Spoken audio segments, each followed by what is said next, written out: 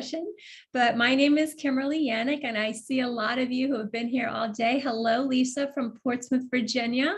Some Virginia people in the house, love it.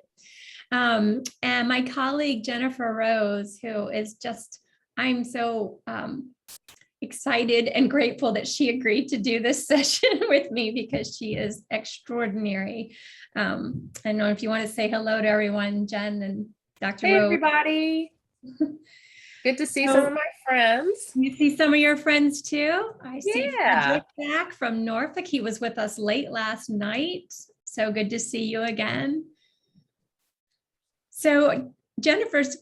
Rose is gonna just kind of breeze through these slides. I will mention a thing or two as people are logging in to give you time to log in.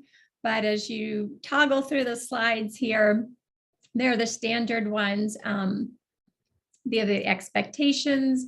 So I don't think there's anything unique to this one, although if you need to get up and move, this is the last session. So stand up and move, please. We are happy to put a song on at the end and someone can lead us in dance, interpretive dance, or whatever style you like. We're happy to do that. If we keep going though, they're just our standard instructions that we've all seen so far. So looking at the next slide, you can everything that we have, the PowerPoint and a Word version of hyperlinks to resources are both in the files part of this Pathable. And if you are wanting something you don't see, you are welcome to contact Dr. Rose or myself. I think everyone's got that. We'll use the chat to communicate on the Pathable. We invite your comments and expertise. We know we have a wealth of so far 165 people on this call. I think everybody knows by now how to get back if you lose your way. And if not, there's a help desk. Feel free to stop in and say hello to them if you don't lose your way, if you'd like to do that. And finally, to our session. So this is the description of the session that Dr. Rose and I landed on. And this, for me, this is where it all comes together.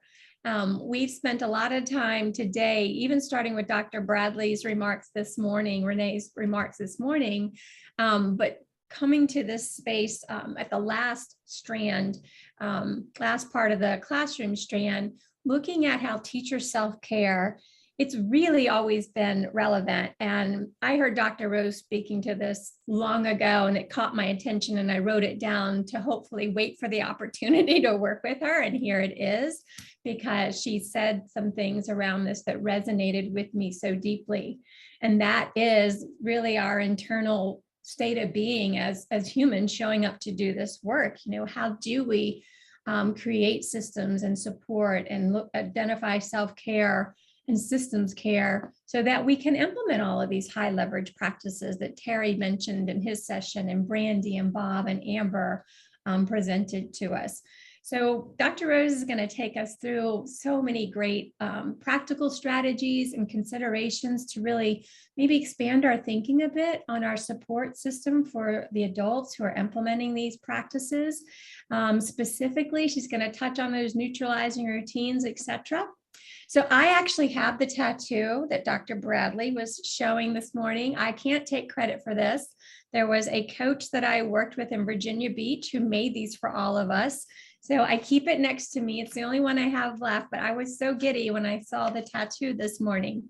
But we really want to emphasize looking at the interaction. And I think the last session with Bob and Brandy and Amber, they did such a nice job of showing a comprehensive approach to supporting implementation of those high leverage practices that reflected on data, the practices themselves, and the systems of support that they looked at to meet the continuum of needs. And of course, all of that was centered around equity.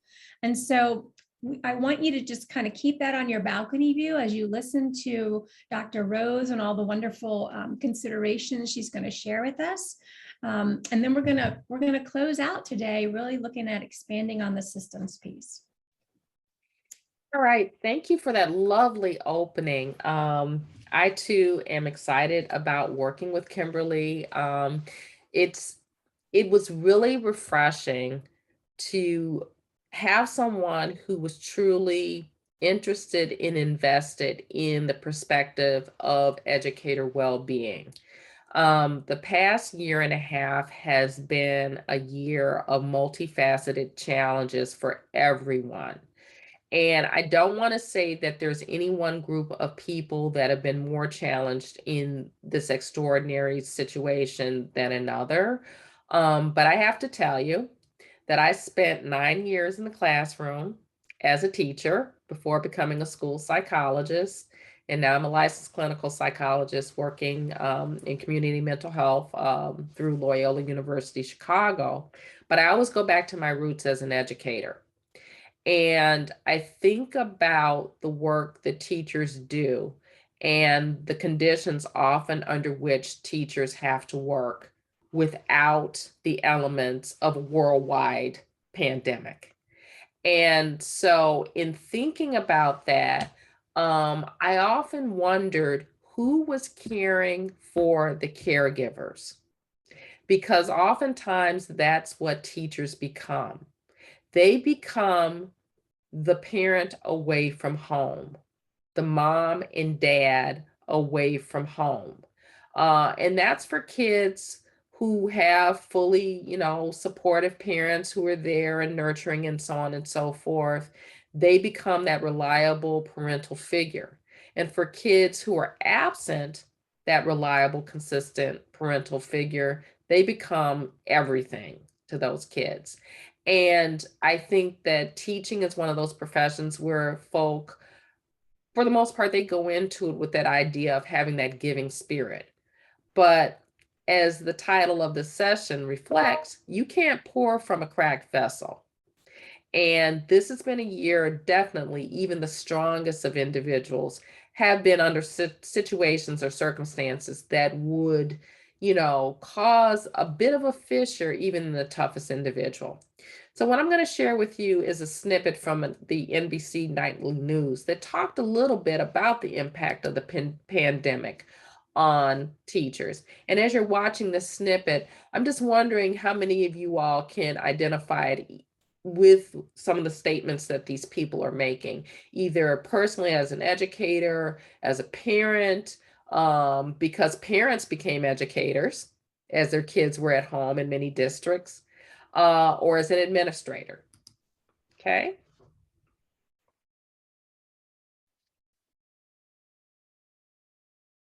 I've read over 1,000 emails. Nick Ferroni struck a nerve when he posted a simple tweet.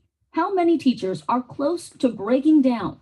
Launching a conversation about how teachers are really doing. Exhausted and burnt out, but need to keep providing the best education I can. It feels like we're building an airplane while we're already in the air flying. It's my 15th year teaching, is that I feel like a first year teacher all over again. We sat down with 3 educators for a candid conversation. Do you feel like in some ways the kids' stress and anxiety is also something that Let me stop right there. I'm looking and people are saying the video is frozen, so I'm going to stop share and then re-share. And Dr. Riz, probably not sharing the PowerPoint, but sharing your whole screen if it's going out to like a YouTube site or something. Yeah, I just want to make sure. Can everyone see the screen now? Because we didn't have this issue with the previous session. Oh, okay, I see what's happening. Over 1,000 emails. Let me Nick stop Ferroni sharing struck now. a nerve when he posted a simple tweet. Yeah. How many gotcha. teachers are close to breaking down? Launching a conversation. Okay. That is bizarre. Did not have this in the last session, but I'm telling you, here we go. Let's try it again. I'm going to share it off of my screen here. Hopefully this will work. Can everyone see the screen now? Yes. Okay. Do you see the screen? I've read Hear it over now? 1,000 emails. Nick Yes. Ferroni struck a nerve when he posted a simple tweet. How many teachers are close to breaking down? Launching a conversation about how teachers are really doing. Exhausted and burnt out, but need to keep providing the best education I can. It feels like we're building an airplane while we're already in the air flying. It's my 15th year teaching, is that I feel like a first year teacher all over again. We sat down with 3 educators for a candid conversation. Do you feel like in some ways the kids' stress and anxiety is also something that the teachers take on? Absolutely. Those are my babies. My babies. Nick is teaching history remotely. Kelly Gallagher is a high school science teacher. And Nicole Mancini teaches 5th grade. What is the toughest part about teaching during a pandemic? When we think of our kids, some of them are taking care of their siblings. Some of them may have lost a family member due to this horrible virus. Trauma that's even harder to heal remotely. Some students feel safer walking in our classrooms than they do at home. That's an aspect of education that we don't have right now. On top of worrying about their students, recent surveys show nearly half of teachers say their own families are struggling, with 1 in 3 saying the pandemic has made them more likely to leave teaching earlier than planned. It's okay to ask for help. It's okay to cry because we have all done it so far this year. Teachers are now connecting from around the world. We've definitely gotten a little bit of that mentality of stronger together. What is that silver lining that you're hoping for? We now realize that schools are so much more than just schools to students. In the springtime, when the kind of world of education was getting shook from its foundation, there was that sort of glimmer of hope, like maybe we could rebuild this. Adapting and reimagining the classroom as teachers manage one of the toughest jobs of the COVID crisis. I'm not giving up because we want the best for our students. Vicki, teachers are doing such important work. How can parents support them? Lester, if you know a teacher, check on them. An email or text goes a long way. As for teachers, mental health experts say set aside time for self-care. Make sure that you are away from work and email so you can recharge. NBC News fan. All right.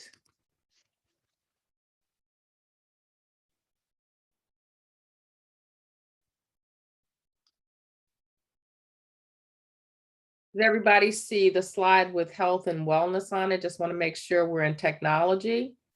Okay. All right. Excellent. Excellent. Okay, great. Just want to make sure we're all on the same page. So this was, someone asked, was this a recent broadcast? The source of that video was from NBC Nightly News. The newscast was October 21st of 2020. And there were quite a few touchstones on that video in terms of how the pandemic specifically affected teachers. And thank you, Steve Goodman, for posting that link. So if you guys want to see that, there's the link. Steve has posted it for us. Thank you. You can see it in the Pathable chat log. The idea that teachers were simultaneously physically, in many cases, pulled away from their students, which they had built relationships with, trying to engage kids in remote learning, while oftentimes simultaneously also teaching their own children or supervising their own children who were involved in remote learning. If you think about it, that's a perfect cauldron for stress. Which brings us to the current position. And I'm going to be really nuanced about this. Because at the end of the clip, it talks about, you know, how teachers should set aside time for self-care. And Kimberly and I are going to talk about that because there has to be that space that's allowed for teachers to do it. Because there's two factors that can attribute to that. It's how people look at their work and their workload internally. And then it's also the systems in which those people work, allowing them the space to do that. And we'll talk a little bit about that later in this presentation. But we want to, before we jump into, to distinguish between the terms of health and wellness. So when we talk about wellness, and this is linking into this piece about being intentional and having opportunities built into the system for us to take care of ourselves, is the active pursuit, which means that there's intentionality behind this. So it's more than just saying to the teacher, like, oh yeah, well, make sure you take a few minutes to breathe or set aside self-care. It's building that time into their schedule so that they're not going to feel obligated or feel guilty because they're not doing something work-related. So wellness is that active pursuit of activities and choices and lifestyle that lead to, to our health. I pull this as an example, And I'm hoping that you guys can have this opportunity to reflect. Just take a minute. Don't worry about looking at all the words on the slide. But if you think about those 6 areas, physical, mental, spiritual, emotional, social, and environmental, how many of those different areas are you, I won't even say within a given day, within a given week, are you able to feed? Are you able to give yourself enough sleep? Because I dare say most teachers struggle with getting enough sleep at night, with getting exercise, because of the nature of the school day. Maybe your school day begins at 7:30 in the morning. So what time do you exercise? Do you do it after school? And what about the folks who do the after school athletics and clubs? And what about the folks who also do that and have their own children and families to take care of? How do you get the physical piece in there? What about the mental piece? When do you get a chance to take a break from thinking about work and do things that are involved, engaging your own creativity? How about the spiritual piece? And when I'm talking about spiritual, this is not an advertisement for anybody's church or religion. I mean, taking a walk through a forest to do forest bathing, to me, is a spiritual experience, because you're connecting yourself with the other parts of nature.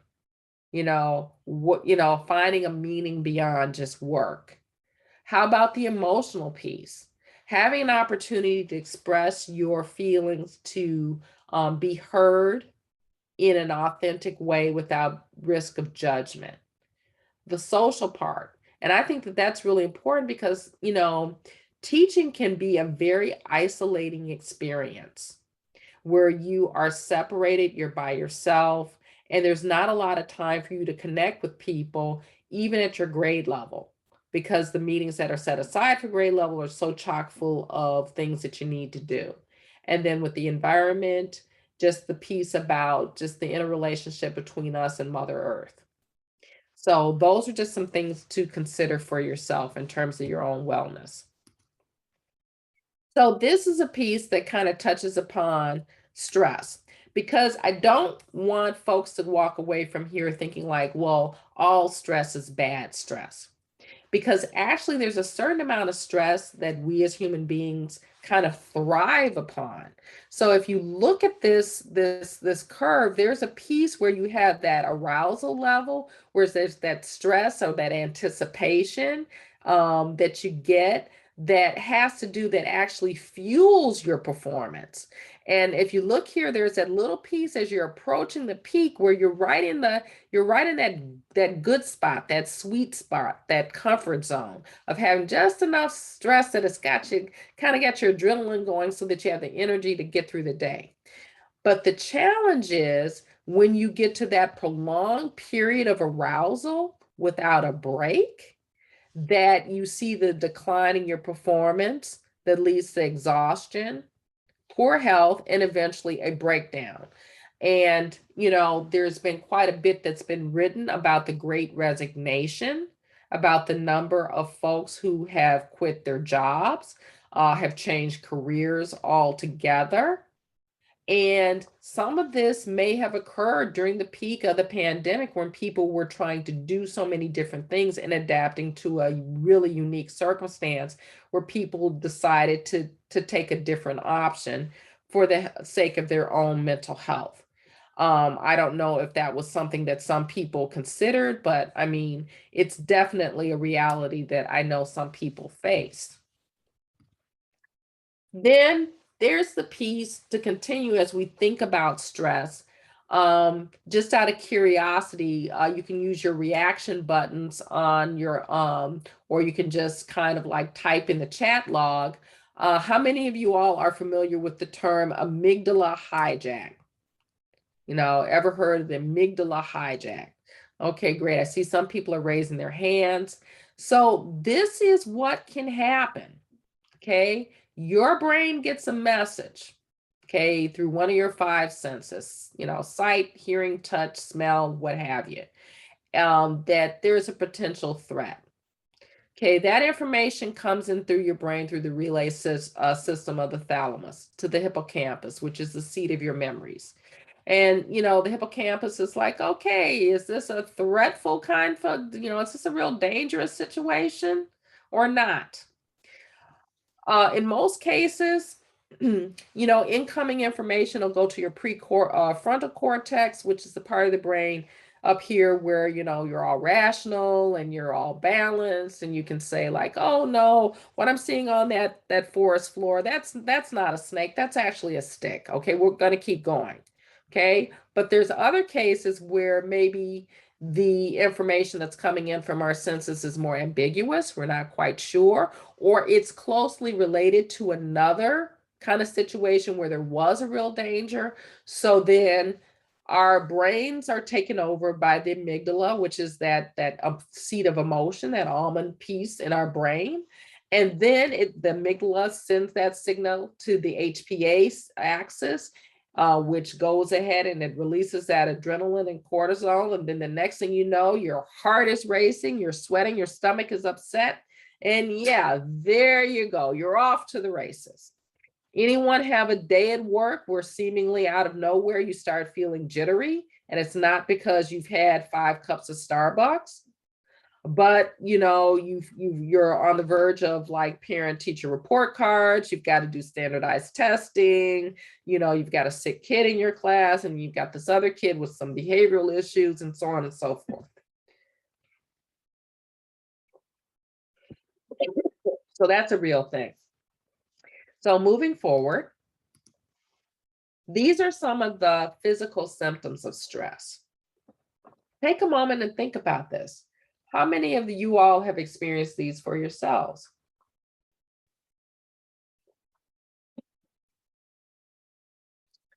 And then if you look at it, these are what we call some of the close or the proximal effects of stress: the headaches, the stomach problems, the low energy.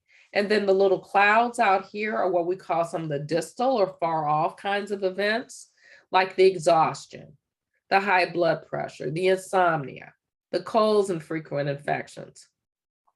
Although I'll attribute my cold to running 7 miles in the rain last Saturday, which was probably not the smartest thing to do, but boy, it was fun while I was doing it. But anyway, these are all signs that your body is asking for a break, that it's been overloaded through the feelings of ongoing stress. But how many of you all feel that you have the permission to stop when you recognize any of these signs, even if it's for a couple of minutes to kind of calm yourself? Anyone? Or do you just kind of power through it? Okay, so there you go. So when we think about teachers specifically in stress, there's this idea that for teacher stress, it's really specific, that it is related to frustration or sadness resulting from some issue at work, which makes sense because of the high level of investment that teachers have. And that compounding that is that need to try to juggle so many different roles at work. Okay, so just think for that for a moment. So you're not alone. No, you're not crazy. Okay, and if you're going crazy, there are a lot of people who are going in that same direction with you. Okay, now we keep going on. How does this impact us? Not just us, it impacts the environment because the kids pick it up too. I can remember being in the classroom and I had to be really aware of the energy I put out in the room because your kids can read you. Well, I mean, adults read another, but children really do, and they're very sensitive to that. And here's the research that supports it, that your stress and how you communicate or manage your stress can influence your classroom environment, that it can influence student motivation, and in turn, influence your students' academic success. Thinking about how irritated and impatient you are, because part of what drives stress is that if you're under a demanding schedule where you have limited time, then any request, especially when you're under pressure with time, can seem like another irritation. So your sweet little, fourth grader, second grader, or, hey, there are some sweet high schoolers can come up to you and ask you a question. And if it's your day where you're already on 9, that could be the tipping point, that one little simple request, which leads to maybe an unpleasant conflict cycle between you and your student. So I'm gonna let that sit and I'm gonna let that marinate for a moment. Alongside the idea of efficacy, what is your belief in your ability to change your situation? Given how so many of us are set in situations where the system is what it is, these are the constraints. We can't really change our working conditions and we feel helpless. Then take all of those elements and then we're going to add on the pandemic. And these are just a few of the factors associated with the pandemic. Fear of catching the virus, childcare issues, etc. And if there's something I haven't touched upon, please feel free to add that into the chat. What were some other things that stressed you out, especially during the height of the pandemic?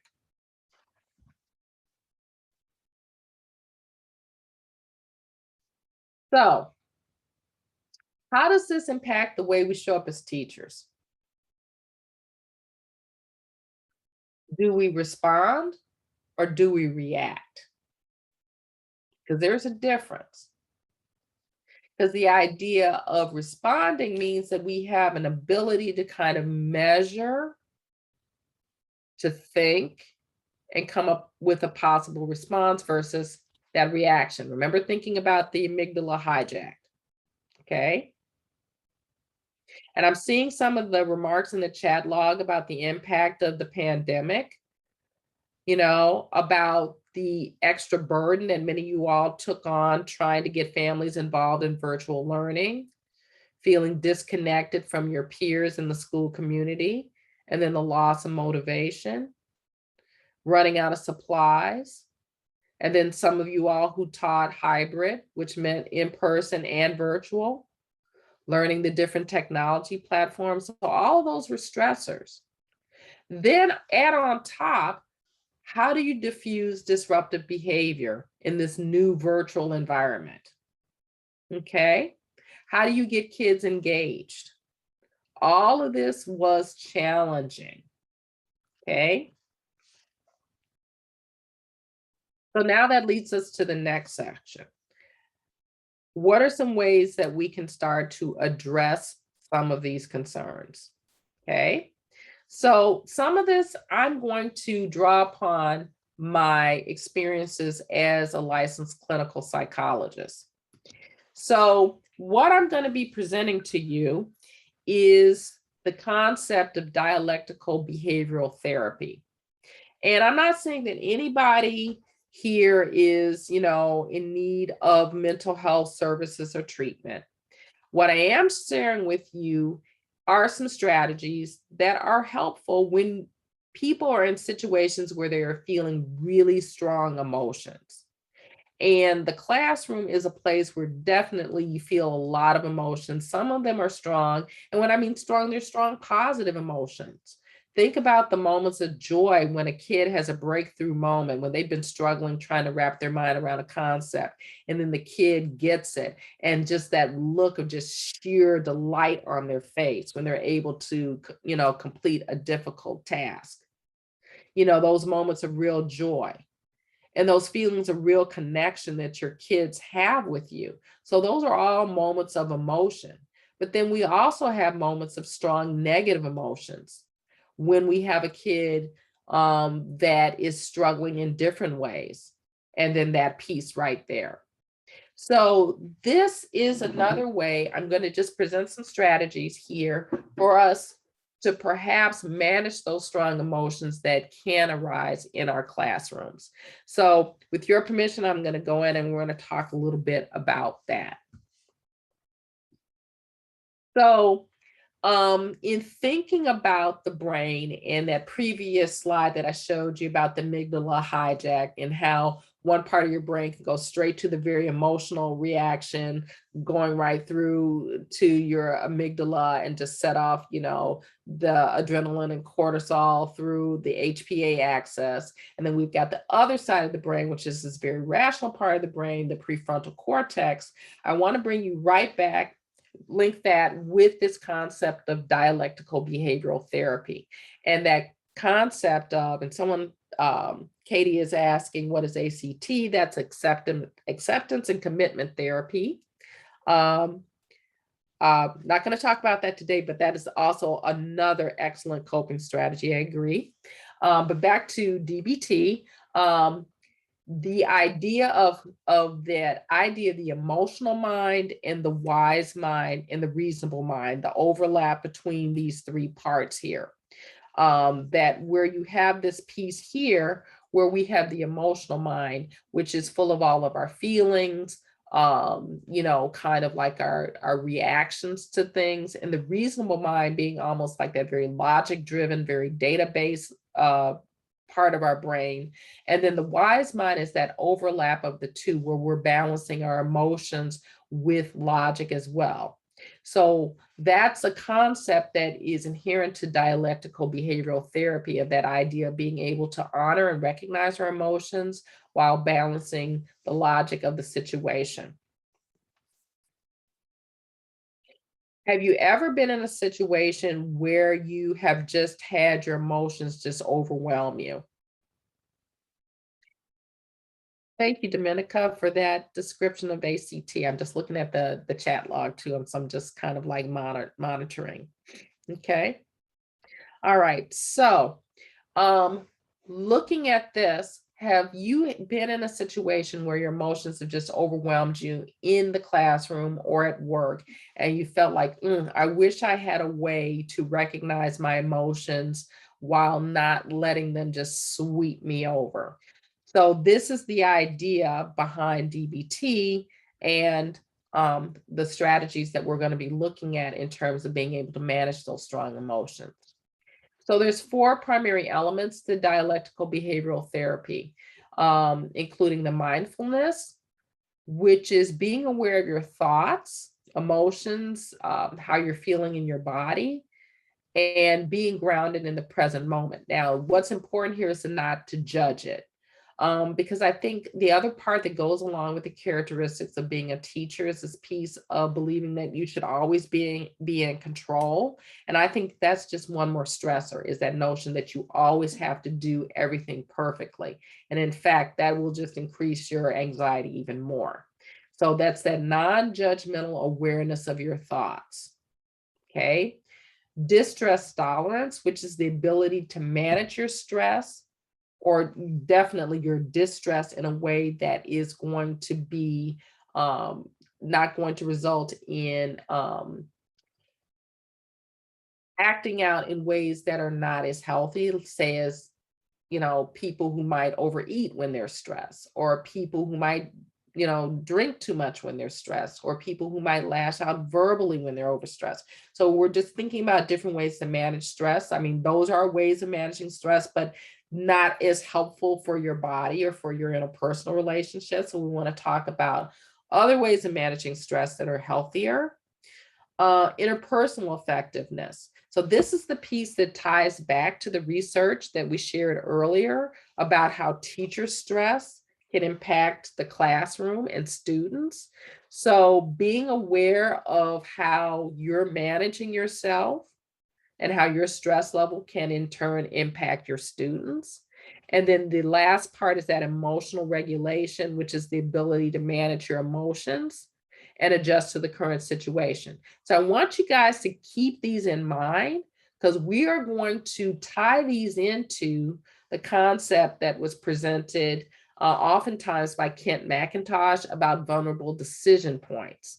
So we're going to link these together of how we can use this approach and one of the strategies from this approach and link that with vulnerable decision points. Let me just go on and we'll talk more about that. So when we talk about implicit bias, we talk about the need to be aware of our biases. So we tie that back, it's that piece about the awareness of how we're feeling. So that mindfulness piece with the dialectical behavioral therapy. Concern. So this is the piece that ties into, our desire to want to have healthy interpersonal relationships and to be willing to make adjustments. We must know when bias responses are most likely to occur. So again, that's the awareness piece, okay? And also, when we talk about replacement behaviors, that's the emotion regulation.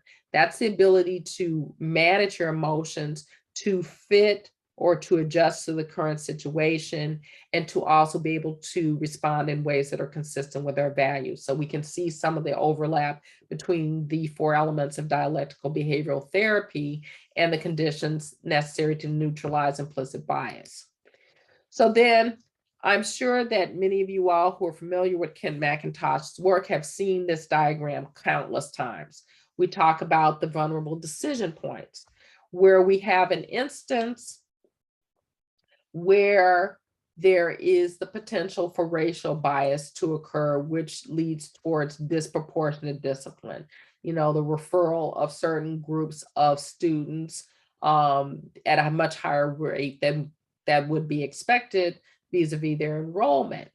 And there are certain situations where that is more likely to occur.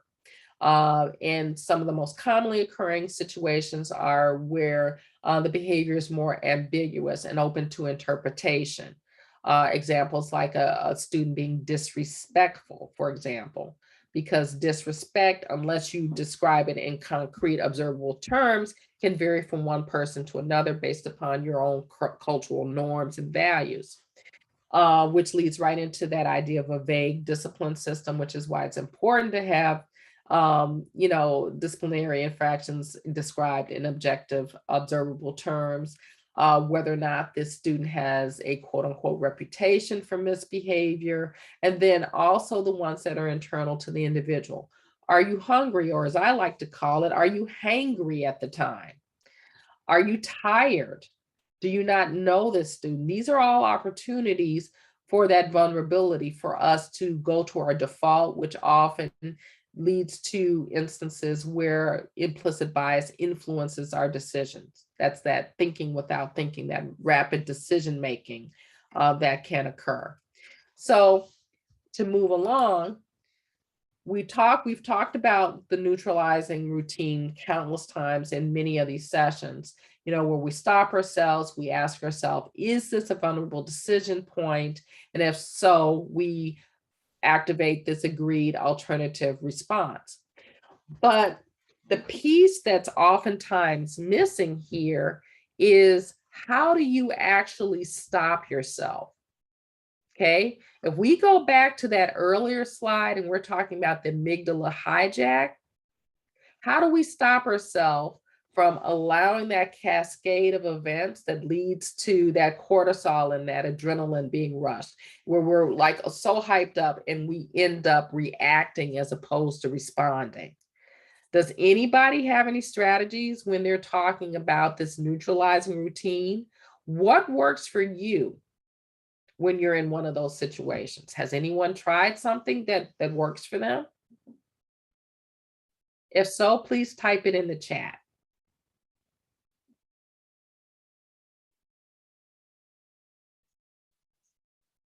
Deep belly breaths.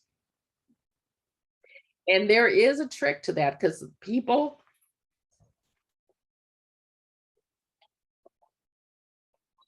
if you do take a really deep breath, you want to make sure that that diaphragm is pushed up, okay? Because literally it's going to help Release that tension in the vagus nerve, VAGUS nerve that runs alongside up to your brain to send a signal to your brain that, hey, you're really not under threat of harm. Okay. All right, 5, 4, 3, 2, 1 grounding exercise. Drink some cold water. Walk. Pay full attention to the student and use their concerns. Leaving the immediate situation for a minute to regroup. Mindfulness, becoming aware of what feeling triggered exactly. Exhale longer than you inhale. Wonderful. These are all great strategies. So hopefully this will be one more strategy that I can add to your toolbox. Oh, Joseph, rain. That's exactly what we're going to talk about. We're going to talk about the rain strategy. Okay. So these are some of the alternative responses that Ken oftentimes talks about, the delay piece. And I see many of you all are incorporating those into your self-care strategies, thinking it through, giving, already having a default position of what you would do in the situation, and then taking an opportunity to reflect and then circle back to the student. Okay. Excellent. Good to hear. So now we're going to talk about the RAIN strategy. So this may or may not be something that you can add to your toolbox, but you can never have one too many tools. And I think this incorporates a lot of what everyone was already, has already been using. You all mentioned being aware of what your triggers are. So part of this is to think back for a moment if you can. And I want us to all try to do this actively right now. Think back to a situation where you were triggered by a student. Just get that scenario in your head for a moment. Now that you have that moment in your head, just reflect back and think about where you felt it in your body. Was it tightness in your chest? Was it tightness in your hands? Did you feel your hands involuntarily clenching? Did you get a knot in your throat? Did you feel warm all over, or did you feel clammy all over? Think about where you felt that physically. So that's recognizing. How do you know the feeling is coming? And usually your body will give you the clues first. Even before you can label the emotion, the body will let you know. Then the next part is a little trickier. But this is the key part to kind of like derailing that amygdala hijack. Is you recognize the feeling is there, but you're literally going to externalize the feeling and hence the emotion. So it's almost like, oh, here's anger, here's worry, here's anxiety. So you externalize it from yourself. And you're going to picture that in that moment, like it's just like, it's like the tide. Okay, it's going to come in. And then what does the tide do? It just kind of like rolls right back out. So you're just kind of like watching that. It's not taking you over. You're taking it outside of yourself. So it's not consuming you. So hopefully by that part, you've de-escalated the physical response, because as long as you're in the height of that physical response, it's hard to think rationally. Okay, because remember the picture of the amygdala hijack. So hopefully once you have calmed yourself physically, then you can gradually move to the cognitive part and ask yourself, where is this feeling coming from? Why am I feeling this in this moment? Okay. And then once you have that, maybe you can identify some of the factors that we mentioned before, such as, is this a kid I don't know? Am I hungry? Am I tired? Am I not really sure what to do in this situation? So those are all things that can help us start thinking with our rational brain and start the process of responding versus reacting. Then what do you need to do to soothe yourself? You guys have plenty of great suggestions that you already use or techniques that you already use. Walking away from the situation, taking those deep calming breaths. Maybe you just need to do like a quick shoulder roll type thing. Well, that felt pretty good, actually. So, no, in all seriousness, it did. I didn't realize how much tension I had right there. So those pieces there, having that strategy can give you that peace of mind that you need to do in that moment, because all this can happen pretty rapidly. The trick about using this strategy or any of the excellent strategies that you all have shared in the chat is you have to practice them before they're actually needed. Let me say that one more time. You have to practice the strategies before they're actually needed. Because if you wait till you're in the middle of the throes of an incident with a kid, then that's not the time to practice. So, how do we put this all together? So again, going back to one of Kent's famous slides, everyone's seen kind of like the this whole kind of like FBA kind of situation here where we have a setting, event, an antecedent, the behavior, and the consequence. When you're at this point here, when you're asking yourself, is this a vulnerable decision point? That's when you would plug in your strategy. And in this case, it's the RAIN strategy. So this is the part here where you're going to use the strategy. You're going to be intentional about what you're going to do. This is where you're going to say, oh, okay, how do I know this feeling is coming? Okay, I'm starting to feel my tense shoulders. Okay, let me just kind of like relax for a moment. It's just going to pass. It's just like a wave, whatever image is going to help for you. Cloud passing through the sky, tide coming in and out.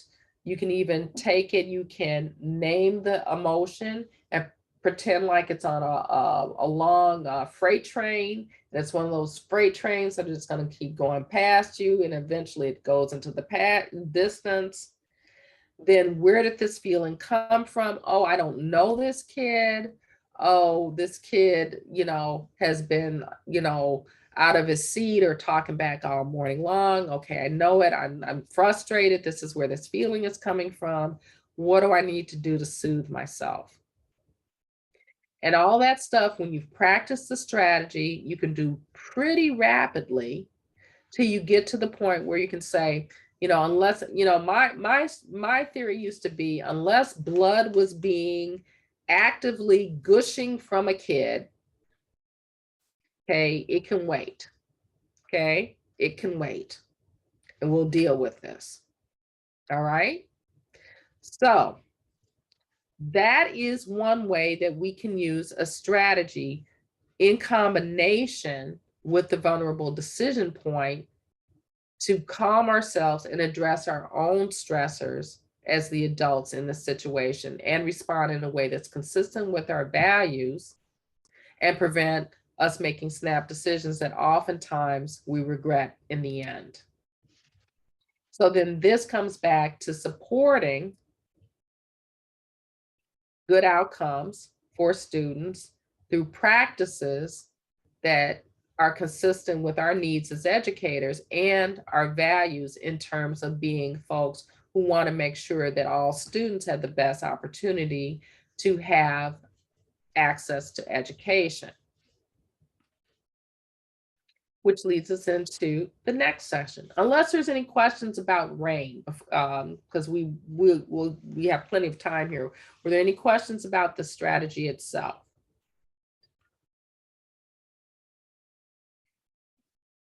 No questions about the strategy? If you have any questions and you're just type them in the chat and I'm more than happy to address them. But I'm going to turn it back over to Kimberly for a second. So I'm going to go ahead and share my screen, Jen, while people are just entering thoughts and questions.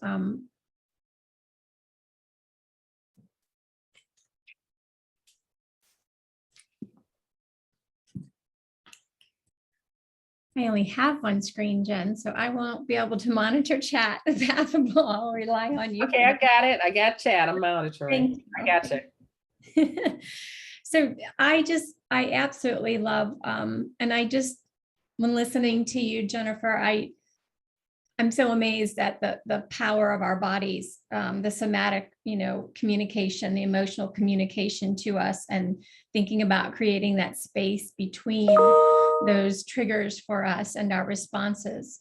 It's amazing to me that the internal, power that we have within ourselves. And when I think about systems, I wonder how we start to think of our systems, maybe expanding our thinking around systems so that we start to normalize this notion of wellness and healthy workforce as part of the systems work we do. A colleague of mine, Erin Scherer, just took the analogy that Renee mentioned in her opening remarks this morning about getting the oxygen mask to yourself first before, attempting to be helpful, supportive, responsive to another. And the question that Erin raised that just really resonated with me is, what if you can't get to the oxygen mask? What if you've got triggered and you're in reaction, and what happens then? Is there a system in place to drop the oxygen mask for us when we are triggered, and perhaps, we're just at, as you said, Jen, that 9, and we aren't able to use a range strategy, or we have to come back to that because we've got activated by something going on. So just thinking about now the systems piece, really to bring together all of what we've been talking about today, and thinking about this notion of stress. Amy Flamini and I did a session, and she did this beautiful, it wasn't an analogy, but this, statement that said stress is really unique to the individual. It's something like Jennifer described, that we determine our healthy stress response. It's kind of an individual thing. But when we look at burnout, which can be a consequence of so much collective and ongoing stress and trauma, that requires an organizational response. That's not an individual response. And if you want to know more about that, there's a book by Jennifer Moss called Burnout. And I've read bits and pieces of it, and Amy I think she's almost done with it, but it really resonated with us. And it reflects if you look at the American Institute of Stress and their recommended response to workforce stress, they invite us to think about a preventive healthcare approach. And, when I think about PBIS, we've borrowed our framework from the public health prevention model. So what a lovely opportunity for us not to go try and think of one more thing, but to use the framework to help us, support us to build this healthy workforce. So a few points just to think about in systems. I'm going to use air quotes to say a brief on using MTSS to organize supports for staff wellness. And I do this because I don't know if anything we do is very brief. But in that brief, it talks about a lot of shifts and in our systems. And specifically, it talks to 3 shifts, one being a shift in collaboration. So when we think about what Terry mentioned and what Bob and Amber and Brandy mentioned, how do we create more time to allow for that collective effort? How do we create time for colleagues to come together and plan how to use these evidence-based practices that includes, what do we need to do to take care of ourselves when we're in this, planning to use these practices. Thinking about those, lesson plan template as an example, If you know that you're interacting with a student, maybe that you don't know, to Jen example, or one that you haven't connected with quite yet, and perhaps you find yourself getting activated. Somebody mentioned in the Pathable chat, well, I have posters or something in my room, some kind of prompt and reminder that this might be one of those times that's a VDP for me. And it's predictive. So I'm going to have a prompt to use RAIN or something. But I just think looking at that shift in allowing collaboration. And when I say collaboration, I mean gen ed, special ed, specialists, all of us coming together, because we can plan together and have this beautiful insight into designing instruction for academic and social emotional behavior. And we don't have to do that alone. We also talk about in that brief, if you will, a shifting strategy. So thinking about if the American Institute for Stress recommends this preventative care approach, how can we use this public health prevention framework to organize our efforts, our resources to support staff? You know, how do we start to normalize and embed wellness opportunities throughout the workday versus these well-intended kind of after hours activities with yoga, et cetera, very well-intended. But there's a study that really looked at the impact of that, and they can actually have unintended outcomes where we meant well, but it just takes away from my autonomy with my time outside of work. It assumes that someone else knows what are my wellness strategies. Remember that wellness model that Jenna shared with us, and the different kind of buckets, if you will, how you're tending to those for yourself. And thinking about, normalizing wellness. Can we have micro breaks? I saw someone discussing scheduled school-wide throughout the day. What are we going to say no to say yes to? We value a healthy workforce. We value this wellness. And so, school-wide, we're going to have a 7-minute micro break at the top of every hour, or whatever that is. And those behaviors really start to normalize this culture of wellness versus valuing something I find in our culture, like, oh my gosh, I worked 70 hours last week. And I know in the past that was a badge of pride for me. No longer. I'm happy to say I'm recovering from that. But, that is a shift. A shift in data is the other thing to think about, just in the systems and in examining our systems. Ask people, what that research article that looked at these compulsory self-care activities. It also mentioned that what we want as educators, mental health providers, is someone to ask us and not wait to have an organizational reaction to a problem. We know that there's added stress. So how do we respond to that preventatively? Thinking about employee assistance program data, for me, that's a huge untapped resource. What are people requesting? What are people accessing? Do we have a bi-directional part of that system that says, hey, I really could use this, and there's nothing available through our organization? So thinking about those shifts, I think about teaming at the district and the state level. Do you have human resources on those teams? Those are people who have a wealth of knowledge, and this is their wheelhouse as well. And why not have their perspective at the table?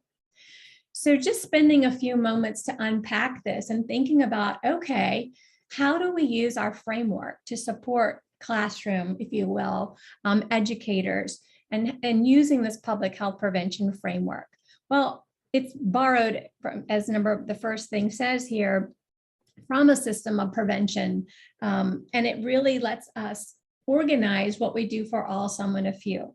And I love what I think it's maybe Don Kincaid and Tim Lewis always say in my head, we can't fix tier 1 with tier 2 and 3. We can't do that for the adults either.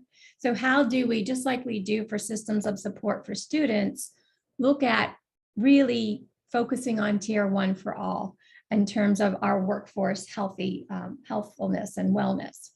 When we look at improving teacher self-efficacy, Jennifer mentioned the work around that. How do we have experiences, collective collaboration that enhance, that show us that, yes, we're perfectly capable of doing this. And there's a lot of research on when implemented well with PBIS, we increase organizational health overall. And specifically, there were a couple points there that were raised in that research. That one was we saw an increase in a sense of warmth for teachers. And we also saw positive relationships with our colleagues. Well, why does that matter? Well, those are protective factors when we think of connection, how we're hardwired for connection and belonging, and how relationships support our ability to be resilient. And so all of those things increase job satisfaction and can act as a protective barrier to reduce the impact of some of this emotional exhaustion and stress that we're feeling. Using the framework to identify and organize and deploy our resources, thinking about, again, what are we doing for all, some, and a few? For me, resource mapping and initiative mapping, if you did that way long ago, I invite you to pull it out and blow the dust off of it, because that is an opportunity to uncover that biscuit recipe that Renee talked about this morning, right? So let's unpack, Erica McDowell, I love it. She goes, stop that SOS stuff, that shiny object syndrome that Renee talked to today. Focusing on what Brandy invited us. What are the smallest number of practices we can do that have the biggest impact? And how do we know what we're doing? Resource mapping allows us to uncover and take inventory of all the evidence-based practices, maybe some of those SOS things that we're doing, and allows us to say, stop. There's no evidence behind this. We don't have data to progress monitor impact on what we're doing. It allows us to just get down to the basics and really focus on building a system of support above the level of implementation for teachers to do those things well. And so resource mapping, initiative mapping, spread the word, get those things out, use them to investigate your systems and your list of SOS. Looking at that comprehensive data, I think we all look at impact and fidelity. We do a pretty good job of that. I wonder about social validity, and if we're spending time uncovering data that informs, how's this working for you? Do we have a feedback loop in place that, like the study that looked at these compulsory wellness activities, some might refer to them as forced fun, are they really impactful? Do we really appreciate those? We appreciate the thought. Do we appreciate the imposition on our time and on our autonomy to navigate our personal time? Not necessarily. And that last one, voice and choice, I want to invite everyone to think about not just voice and choice from teachers, because we do need to include that, absolutely. Stress is ubiquitous and unique to the individual. But I also heard yesterday, what's today, Thursday, Tuesday morning, yesterday morning, whenever the students were first talking, they were bringing observations about the competition of time of a social worker's time or school counselor's time in their building.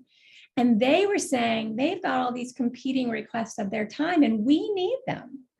And I just think bringing student voice to this wellness for staff, this culture of wellness is just as important as staff voice.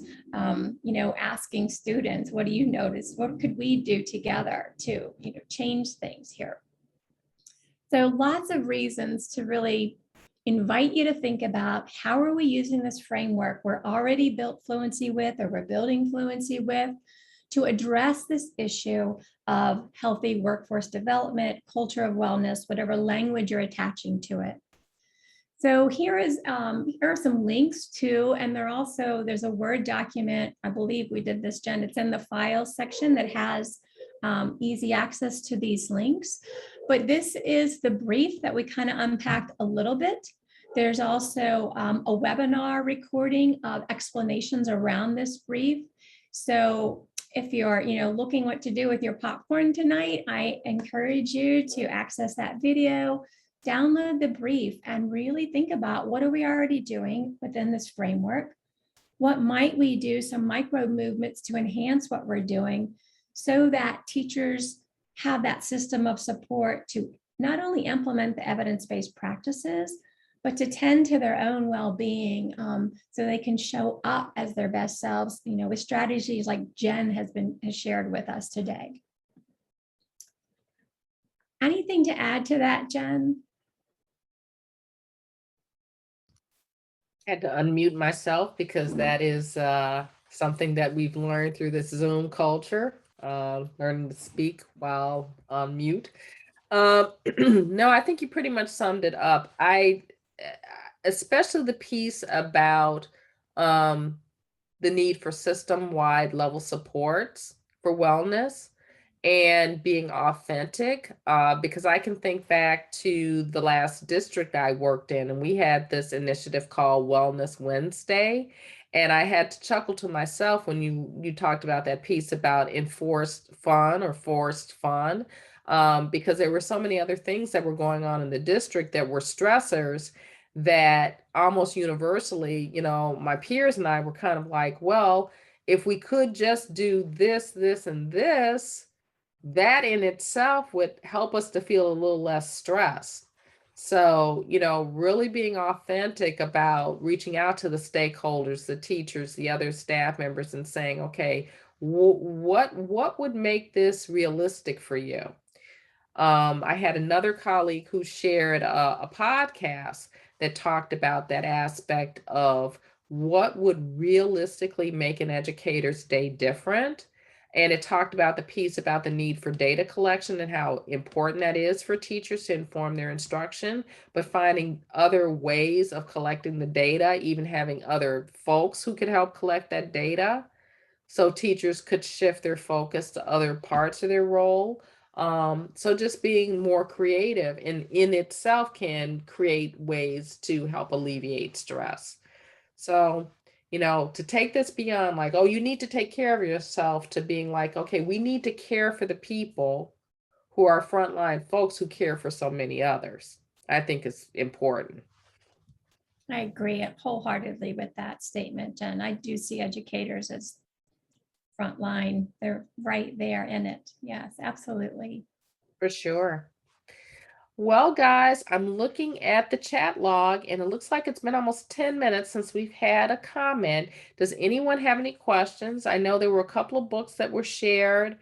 We've got those titles, they've been mentioned as well. Burnout, The Secret to Unlocking the Stress Cycle by Amelia Nagoski and Emily Nagoski and Jennifer Moss, Burnout. Both of those books are recommended. If there are any other questions about the strategies or tools or books, please feel free to type them in the chat log. Otherwise, it is 4:09 p.m., so it might be an act of self-care, self-love, and de-stressing to kind of let people go a little bit early. How does that sound? I love that, Jennifer. We're going to walk the talk. And I did put the evaluation slide up too. So please take a moment to give that data. And maybe, Jennifer, we can have an email-free Friday movement tomorrow to start. Wouldn't that sound lovely?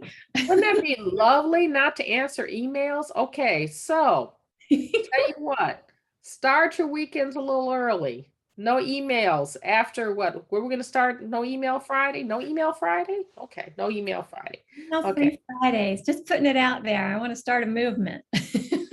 Okay, that sounds great. Okay, well, to everyone who came and joined this session, thank you so much. And I hope you found something from this session, either from what myself or Kimberly has shared with you or the other participants, to be helpful for you. So please take care of yourself so that you can take care of others. See you later.